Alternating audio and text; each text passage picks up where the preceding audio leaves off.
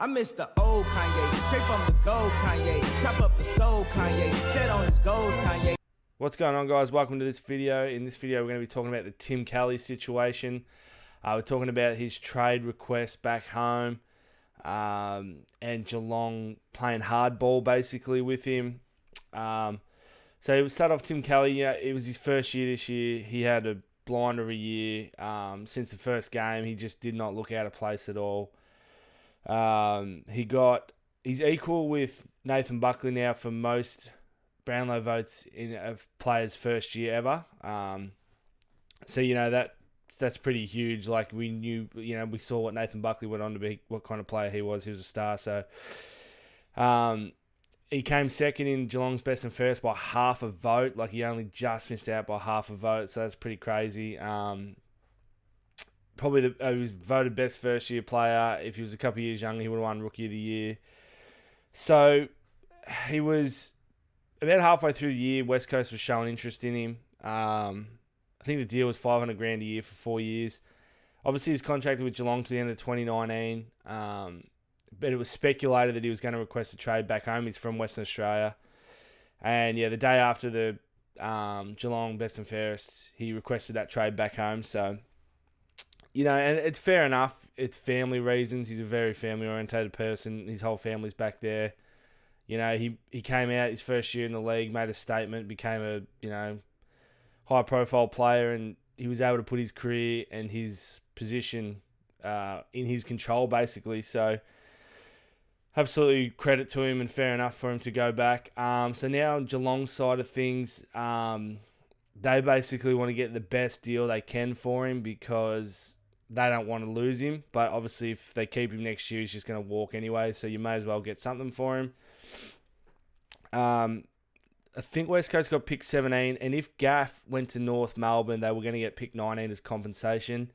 Obviously, Gaff did a 180 and decided not to go to North Melbourne, meaning West Coast don't get the pick 19. So that sort of deterred Geelong a bit, and then they fired up conversations with Fremantle because I think Fremantle have got they got a pretty high pick, and I think if Lachie Neale gets traded, they get another pick.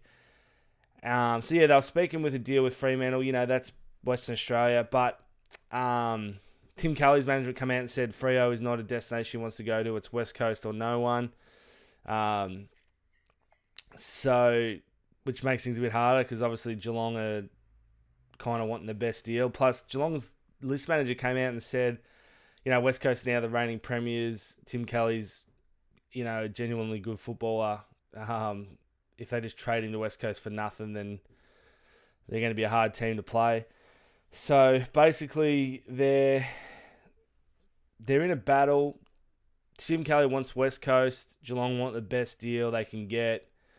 West Coast don't really have any picks on the table to offer. So I think if they were to land a decent deal for Geelong, if Geelong were to get a decent deal, they're going to have to get a player and a pick, possibly. The other side of things is Geelong could just be playing hardball, just saying, we're not doing anything unless we get a good deal, rah. And you never know. Come the end of the trade period, he could be going for just one pick. Who knows? If West Coast can secure a high draft pick through another trade, that'll obviously help. Geelong's list manager has also said that he's pretty confident Tim Kelly would be playing in Geelong colours next year. So I think the only reason that I could see as a genuine reason for Geelong not trading Tim Kelly, because they know at the end of the year, because Tim Kelly's management came out and said he's going to walk at the end of next year anyway if he's in Geelong colours.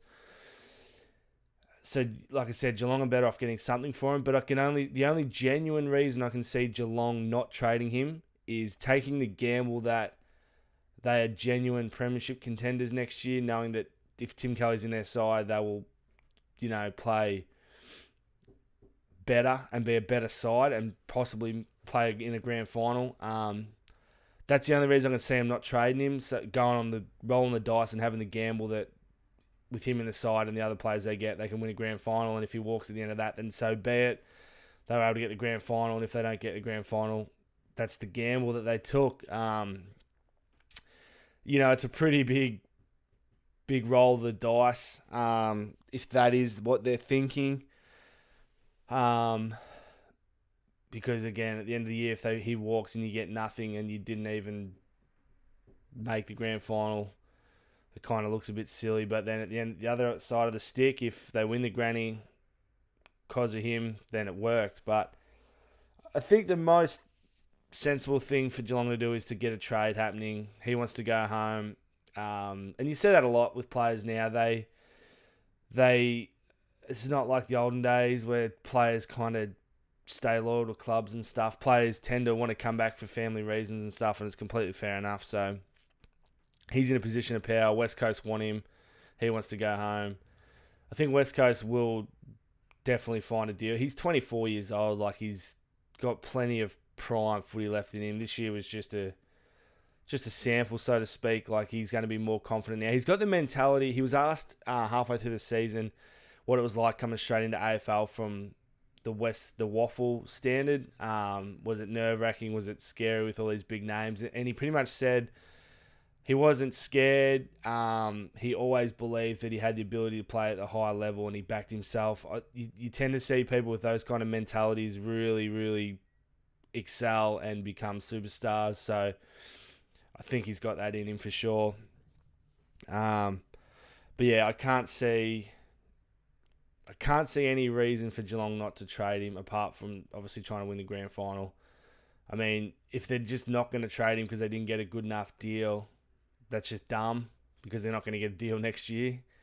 So, yeah, from my point of view, as a Geelong supporter, it was awesome to have that year with Tim Kelly, and became a big fan of him, to be honest. So I really want him to excel. I want his career to go nuts.